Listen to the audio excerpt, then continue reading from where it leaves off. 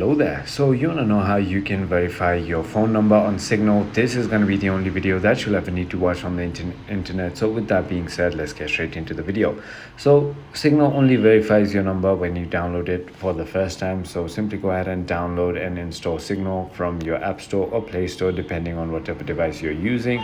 Once you've clicked on the download icon, it's going to take maximum 5 to 10 seconds to go ahead and download. Once it is downloaded and installed, simply go ahead and click on open, and this is going to be where you're going to be taken. Simply go ahead and click on continue and allow, and now it's going to simply go ahead and ask you for your phone number. So simply go ahead and put your country code first and then enter your number right over here, and now click on next, and now click on yes.